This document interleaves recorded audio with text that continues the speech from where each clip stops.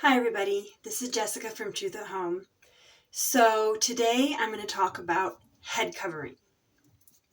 I'd like to address the issue of when I head cover and how often I head cover and where I head cover. So my viewpoint has slightly changed from what it used to be, and I just thought that you guys might be curious and I should give you an update. So here we go.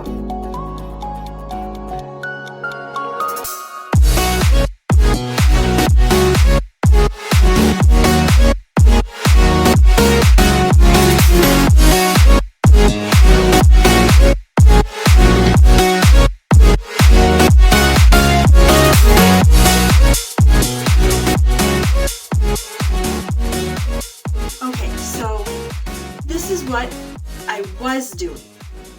I was trying to cover every time that I would open my Bible at home. Anytime I would do my personal Bible reading, or anytime that I would read the Bible with my children, I would get a head covering that I had nearby and I just put it on real quick, like a really easy rectangular, one of those long rectangular scarves. I just put that on really quickly.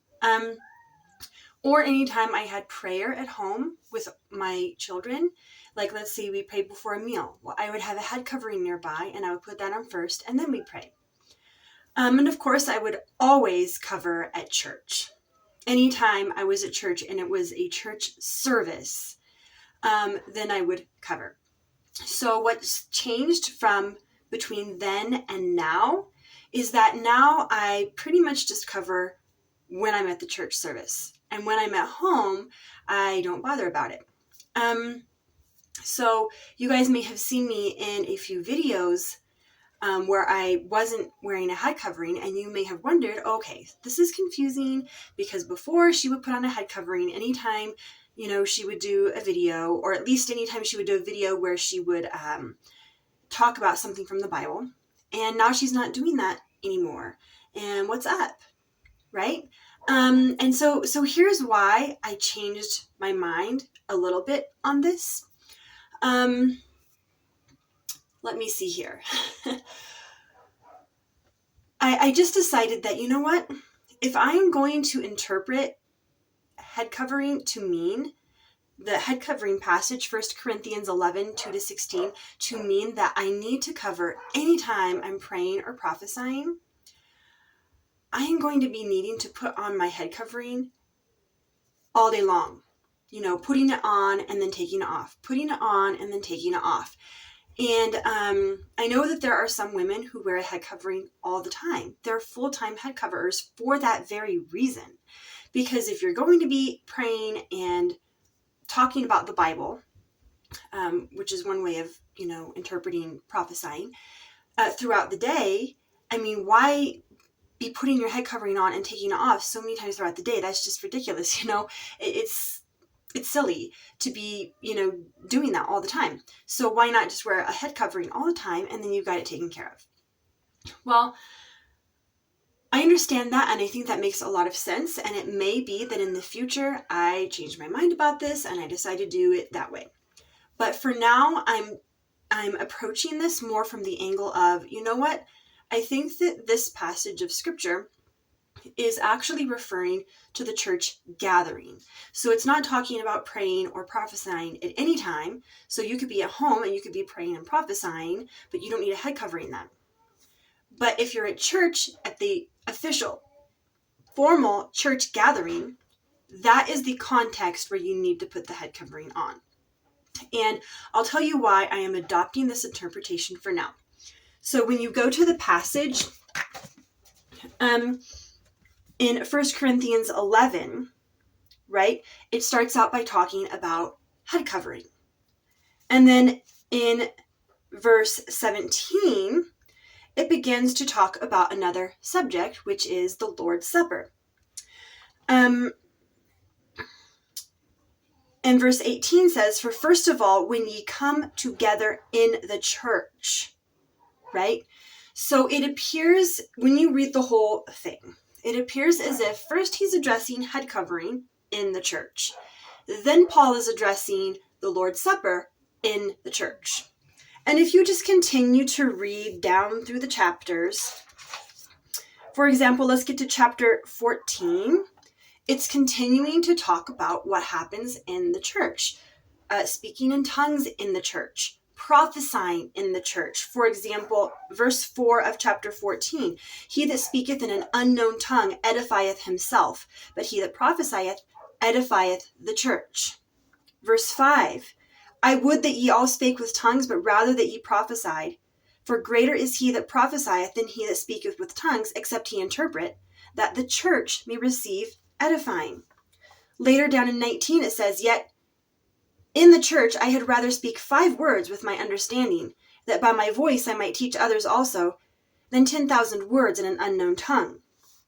Verse 23, If therefore the whole church be come together into one place, and all speak with tongues, and there come in those that are unlearned or unbelievers, will they not say that ye are mad? But if all prophesy, and there come in one that believeth not, or one unlearned, he is convinced of all, he is judged of all, and thus are the secrets of his heart made manifest. And so falling down on his face, he will worship God and report that God is in you of a truth. And here's another one. Let me just do this one real quick. Verse 28, But if there be no interpreter, let him keep silence in the church. Okay, so as I'm reading down through chapter 11, chapter 12, chapter 13, chapter 14, it's giving me this idea that Paul is addressing one by one issues that have something to do with what happens in the church when the believers are gathered together. So the woman needs to wear a head covering within the context of the church gathering, but not necessarily at other times unless she wants to. So I'm just sticking with that interpretation, and I'm wearing a head covering every time I'm at a church service, when believers are gathered together for the express purpose of worshiping God, praying to God together, and learning from his word together. However, when I'm at home and I'm reading a Bible lesson with my children, or I'm doing my own Bible reading, or we're praying before a meal, I'm not covering then. So you guys, that is what has changed. My interpretation of when to cover and where to cover has changed slightly. So I'm going from covering anytime I'm doing praying or prophesying to covering only when I'm at church. And yes, there's praying and prophesying that occurs at church, just not in the same way that a man would. You know, the woman has her way that she is involved in the praying and the prophesying, and the man has his way that he's involved in the praying and the prophesying. They both are involved, but in different ways, right? So that's my interpretation. What hasn't changed is that I still head cover, right? I always head cover at church every single time I'm there. Believe me, after 10 years of head covering, I've come across different views of what 1 Corinthians 11 means. For example, there's many views, but for example, there's the cultural view, which says, you know what, head covering and needing a symbol to symbolize our roles, that was just for that culture because those people at that time needed that for some reason. You know, we don't need to worry about it now. You know, of course, the principle of a woman having to submit to her husband is still important, but, you know, needing a symbol to symbolize that is not necessary. Then there's the symbol replacement view, where people say, yes, we do need a symbol, but it can be something else, which, frankly, I don't understand. You know, what better symbol to symbolize our roles than having a man uncovered and a woman cover her head because she's not the head? I mean, what better symbol is there? And I think that in our culture, it still means something. And if somebody doesn't understand what it means, you just explain what it means. Then there's the long hair is the covering view, which doesn't make sense to me because, you know, first of all, there's a different word used for the fabric covering and for the hair, a different Greek word. You know, so throughout the whole entire passage, the word used for the fabric covering is one Greek word. But then when you get to the hair, it's a totally different Greek word. You know, and other reasons, you know, why I reject that view. So during these 10 years, I've come across views such as these, and I continue to come across these views, and I've reconsidered, okay, do these views have any merit? And I just keep coming back to the fact that, you know what, I still don't agree with these views. I mean, I've seen what people have to say and I've thought about it, but those views still don't make the most sense. The view that makes the most sense is the view that sees the head covering as being a necessary symbol for today. And it's a piece of fabric and it still has meaning for us. And it just is the most logical, most common sense, most straightforward way of interpreting the head covering passage. So that, ladies, is what has not changed for me. I still believe that we need to wear a fabric head covering, at least at church, where the church gathers together for prayer and for worshiping God together. However, the only thing that's changed for me is a slight change on when I wear the head covering or how often I wear the head covering, right? And this may change in the future. I mean, later on, I may decide that, you know what? I feel like I do need to wear the head covering all the time to be covered when I'm praying and prophesying throughout the day. I may change my mind on that. I may decide that, you know what, maybe not every woman needs to cover full time, but for me personally, I feel like it's useful, So there may come a time when you see me start to cover in all my videos, and if you've watched this video by that time, this will explain why. Anyway, so I thought I'd explain that for you ladies, and if you want to watch my video about full-time versus part-time head covering, where I address some of the strong points in favor of full-time head covering and some of the strong points in favor of part-time covering, so that we can just compare the two and see which we think is best for us personally, or which best agrees with scripture, I will link to that video in the description box below so that you can view that. And that's all for today. I thought that I'd just share that with you really quick for those of you who must be curious. And I just want to tack one thing on here at the end. You know what? I am so happy to be back. I've published 3 videos before this one so far, and you have been so encouraging to me, welcoming me back, telling me how much you missed me, and I really appreciate that.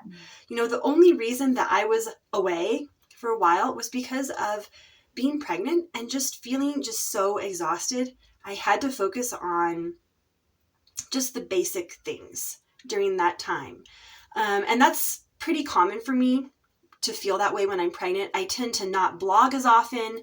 I either don't make any videos at all, or I just make one like every now and then.